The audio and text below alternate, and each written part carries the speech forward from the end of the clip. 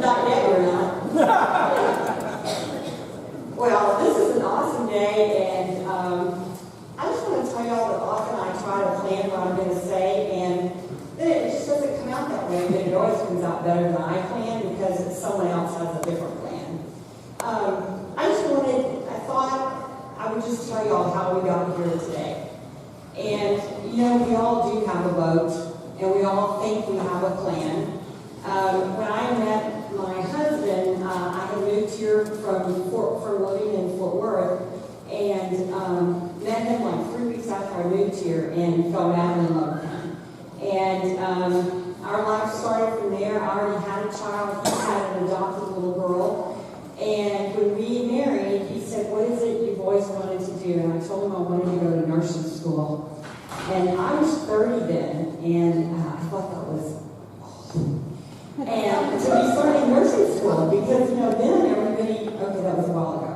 That was when everybody, when they went to nursing school, was right out of, high school, when you went to college, and that was nursing school. So I thought that couldn't really happen. And my husband said, "Well, if you don't go to nursing school in 2 years, you'll still be the same age, or in 4 years, you'll still be that same age." So he made everything happen so that I could go to nursing school, and God had a plan, really. I didn't know that I would need those skills later on, because you just don't know those kinds of things, So we got married, and not too long after that, my very best friend Lisa was moving, and my husband and I were helping her move. We had our 2 little boys in a truck, and Pat had a really bad accident in his truck. And it changed our ride in that boat, Ben, to a really rocky ride. And our life was changed forever. Not too long after that, one day I was walking down the street in the medical center in Houston. And for any of y'all that kind of know this road in the medical center in Houston, it's where all the hospitals are connected. And my husband was in the hospital at St. Luke's. My oldest little boy was in the hospital at Texas Children's, and my mom was in a coma at Baylor. In one day, this is going on. And I was walking down the sidewalk just making my stops. And I remember on that day feeling that 2x2 that smacked me up against the side of the head, and I said, "Okay, God, what is it you want? I'm right here. I am listening now. You have my attention." Little did I know that not too long after that, my dearest friend would introduce us to this technology. It was through the love of her, and also through an amazing physician that I had met at Baylor who was using the magnetic insoles on post-polio patients. So you people who think there's no efficacy or some doctor's got to see something, okay, we'll talk later. Anyway, it was because I knew him and I had the love of my friend that I decided that I would do anything to help my husband. And I'm so glad I did. So it's from an attitude of gratitude and servanthood that my husband and I are here today. That's how we've built our business, of integrity and love for other people. And I think it's when that happens to you that you will see how to build this business.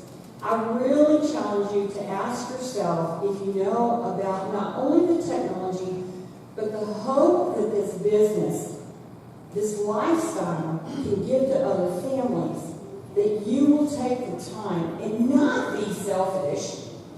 Love yourself like you would love other people and share this.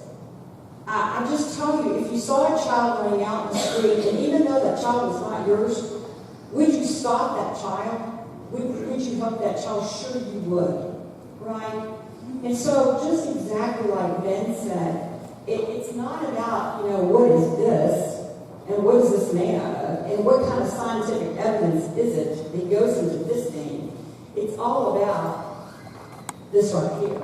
It's all about that right there. So I'll let you talk, Chris.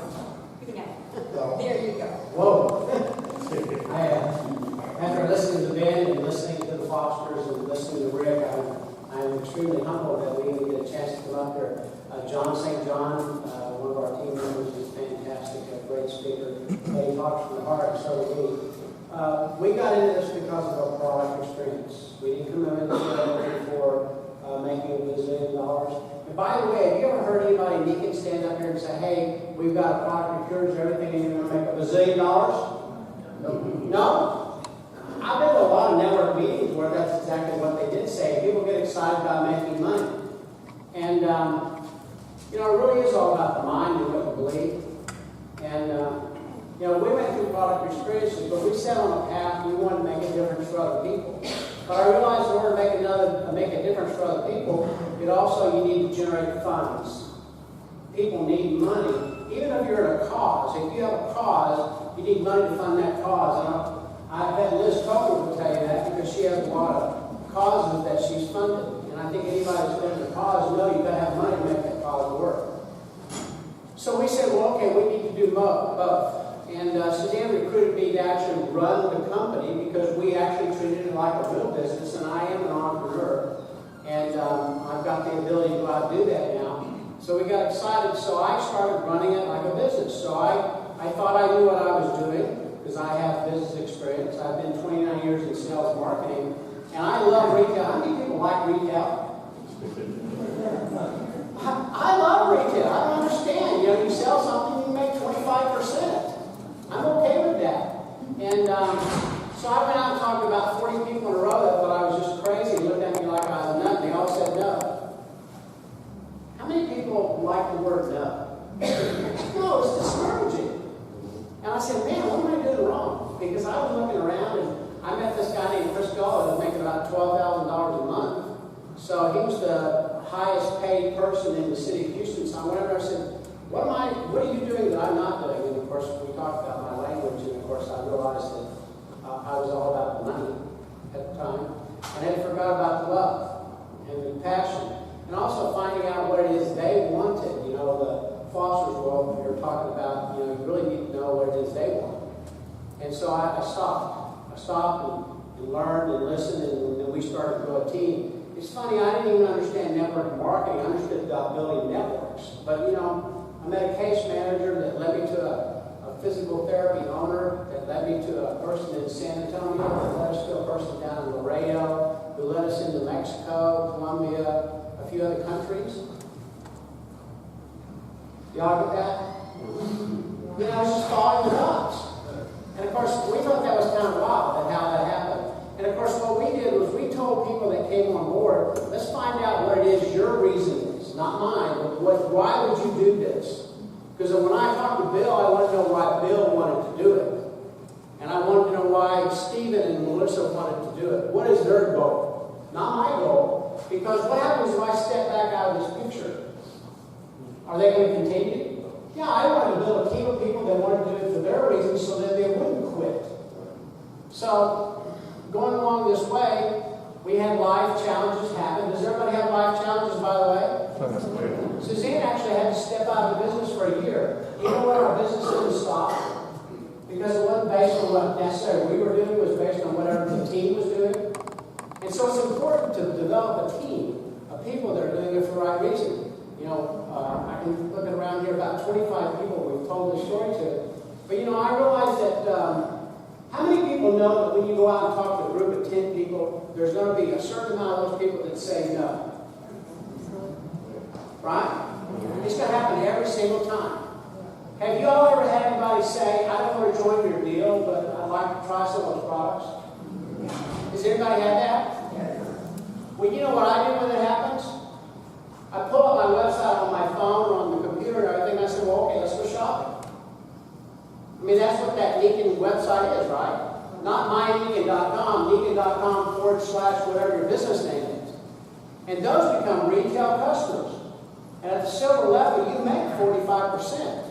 I'm okay with customers where I get paid 45%. Because all I'm doing is doing what they asked me to do. They said to me, I don't want to join your deal, but I'd like to try some of those products. And then a smaller few are going to say, hey, I'd like to be, can I save some money to become a wholesale customer? Well, I'm okay with wholesale customers. They don't ever do anything, but they do buy products. They just want to save some money. But those people I like to stay in touch with because they need filter replacements and things like that, right, down the road. But I want them to take care of it. I want them to buy it directly from the company, but the company sent to them, so I don't have to get involved in it. Because that's between them and the company. And then there's a smaller person. You've heard everybody talk about 3. I realize that I'm not looking for a bazillion people. I'm looking for 3 people that are on fire that want to make insane income. Do you know anybody out there that would like to make insane income? Okay, well, you've got a company. What does this company weekend? You've got a company that's all about performance.